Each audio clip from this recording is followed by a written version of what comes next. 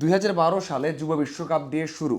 এরপর আরও একটা বিশ্বকাপ খেলেছেন, মানে যুব দলে যখন ব্যাট করেছেন তার গড় ছিল 50-এর মতো, মানে 50-এর আশেপাশে। এরপর যখন ঘরোয়া ক্রিকেট শুরু করলেন তখন দারুণ করলেন। 2014-15 মৌসুমে টপ স্কোরার হলেন আবাহনীর হয়ে এবং জাতীয় ক্রিকেট লিগে। এরপর ভাবা হচ্ছিল যে ওই প্লেয়ারটা মুশফিকুর রহিমের যোগ্য উত্তরসূরি হবেন এবং বাংলাদেশ ক্রিকেটকে লম্বা সময় সার্ভিস দেবেন। বুঝতেই পেরেছেন কার কথা বলছি? লিটন কুমার দাসের। হ্যাঁ, তাকে নিয়ে কথা বলতে চাই, কারণ একটা সুন্দর এবং দারুণ একটা মাইল ফলকের সামনে দাঁড়িয়ে আছেন। বাংলাদেশের হয়ে 100তম ওডিআই খেলবেন। দেখুন, 11 বছর, প্রায় 11 বছর খেলে ফেলেছেন, সেই সময় এসে 100তম ওডিআই খেলতে যাচ্ছেন। এটা তার জন্য মাইল ফলক নিঃসন্দেহে, কারণ বাংলাদেশের হয়ে এখন পর্যন্ত মাত্র 13 জন 100 ওডিআই খেলার সৌভাগ্য অর্জন করেছেন। তার মধ্যে একেবারে স্পেশালিস্ট ব্যাটার মাত্র 3 জন: তামিম ইকবাল, আশরাফুল এবং হাবিবুল বাশার। এই 3 জন স্পেশালিস্ট ব্যাটার হিসেবে 100-র বেশি ম্যাচ খেলেছেন। উইকেট কিপার ব্যাটার হিসেবে মাত্র 2 জন, একজন মুশফিকুর রহিম আর একজন লিটন দাস খেলতে যাচ্ছেন। মানে একজন বললে এখন ভুল হবে না, লিটন দাস আর একটা ম্যাচ খেললে সেই ক্লাবে ঢুকে যাবেন। বাংলাদেশ হয়ে 14তম ওডিআই ক্রিকেটার হবেন যিনি ম্যাচ খেলতে যাচ্ছেন 100টা। দারুণ একটা মুহূর্ত। হ্যাঁ, এই মুহূর্তটা লিটন দাস স্মরণে করে রাখতেই পারেন, চাইবেন এবং একেবারে উদযাপনা করতে পারেন। তবে তার যে স্ট্যাটটা, এই যে শুরু করলাম যে 2012 সাল থেকে শুরু করেছেন বাংলাদেশ ক্রিকেটের পথ চলা, তখন থেকে এখন পর্যন্ত লিটন দাস হতে পারতেন বাংলাদেশ ক্রিকেটের লেজেন্ড। বাংলাদেশ ক্রিকেটের লেজেন্ড। 11 বছর কেটে গেছে, খেলেছেন 99টা ম্যাচ। হ্যাঁ, আমি টেস্ট এবং টি-20তে যাচ্ছি না, সেখানেও তার লেগেসি আছে বা ভালো করেছেন। এখন যদি আসা যাক তার স্ট্যাট নিয়ে, দেখুন এমন এক সময় কথা বলছি, সেই সময় লিটন দাস তার ওডিআই ক্যারিয়ার নিয়ে সিরিয়াস হয়েছেন। সেই সময় তার ওডিআই ক্যারিয়ার নিয়ে একটু টেনশনে আছেন, কারণ সব শেষ 10 ম্যাচে তার রান মাত্র 137, গড়টা 15-এর মতো করে। 3টা ম্যাচ, সবশেষ 3টে ম্যাচে ভালো করেছেন। একটা ম্যাচে 3 করেছেন অপরাজিত পাকিস্তানের বিপক্ষে, 2টা ম্যাচে 41 করেছেন আর একটা ম্যাচে 46 করেছেন। এরপরেও সবশেষ 10 ম্যাচে তার রান 150 হয়নি, কারণ এর আগের 10টা ম্যাচে তার রানগুলো সব সিঙ্গেল ডিজিটে এবং তার মধ্যে 5টার মতো আছে ডাক। মানে ওই সময়টা তার জন্য এক কথায় ভুলে যাওয়ার মতো। কেন বলছি এই কথা?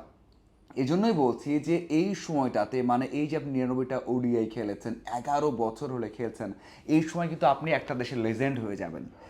তার মতো বয়সে, মানে এত বছর যারা খেলেছেন, মানে নিউজিল্যান্ড টিমেও কিন্তু লেইথাম ছাড়া আর কেউ নেই যে এত দীর্ঘ খেলে গেছেন।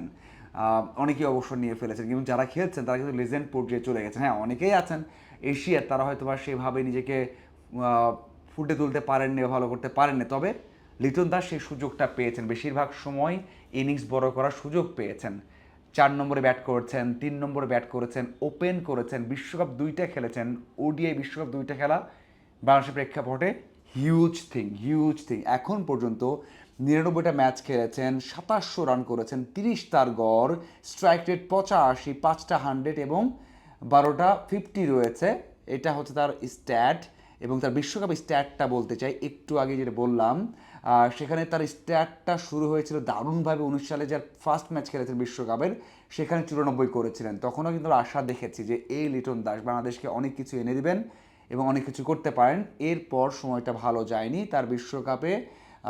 ফলাফলটা এমন: 14 ম্যাচ, 14 ইনিংস, একটা নট আউট, 94 সর্বোচ্চ, 468 রান, একটা 50 আছে, 3টা 100 নেই, স্ট্রাইক রেট 89। দেখুন, আপনি বলতেই পারেন বা আমি বলতেই পারি যে বাংলাদেশের প্রেক্ষাপটে এটা খারাপ না। আপনি ভালো বলতে পারেন, আপনি বলতে পারেন দারুণও বলতে পারেন, কারণ তার 36 গড় সেখানে বিশ্বকাপের স্টেজে, আপনি সেটাকে দারুণ বলতে পারেন। কিন্তু ওই যে বললাম 11 বছরের ক্যারিয়ার, সেখানে অনেক সুযোগ এসেছে থিতু হতে পারেননি। মুশফিকুর রহিম যখন সুযোগ পেয়েছেন, মিস্টার ডিফেন্ডেবল হয়েছেন, তখন থেকে মুশফিক খেলেছেন।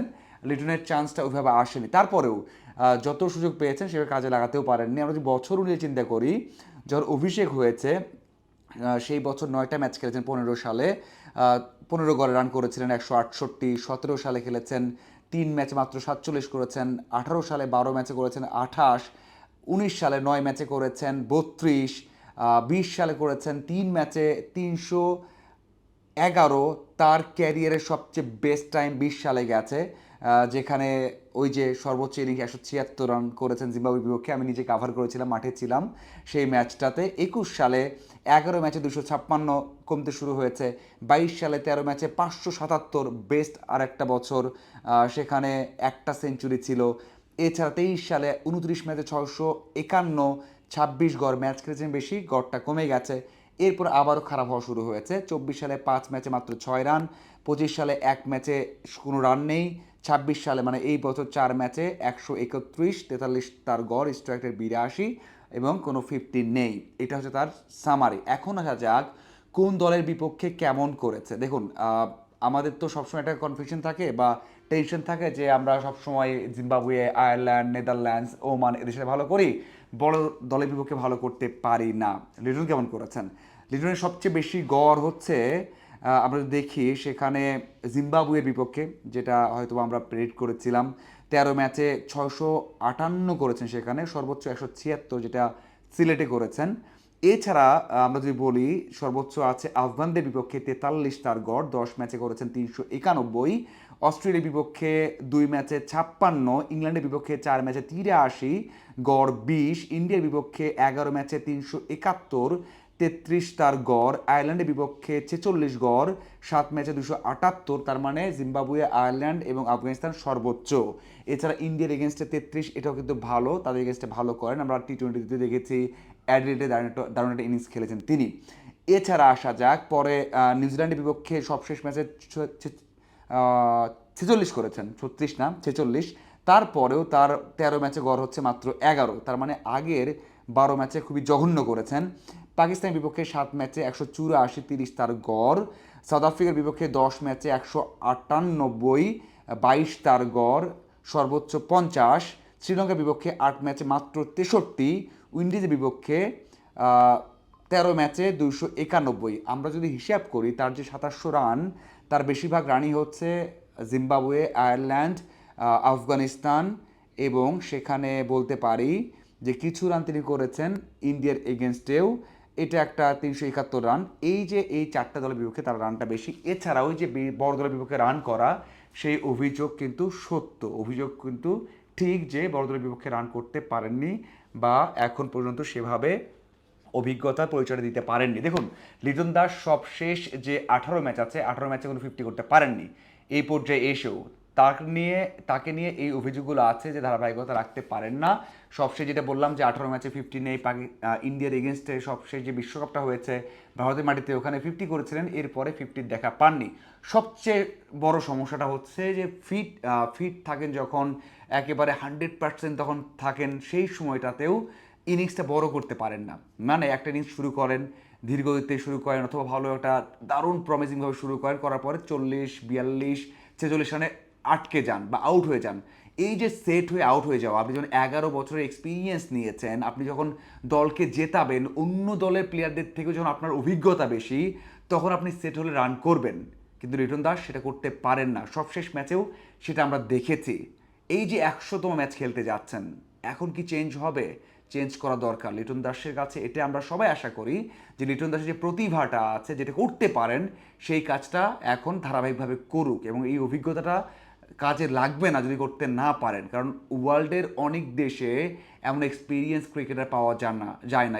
এই এক্সপিরিয়েন্সটা অবশ্যই কাজে লাগাতে হবে। দেখুন, মুশফিকুর রহিম, তারও যখন 100তম ওডিআই ম্যাচ হয়েছে, তখনও কিন্তু খুব ভালো স্ট্যাট ছিল না।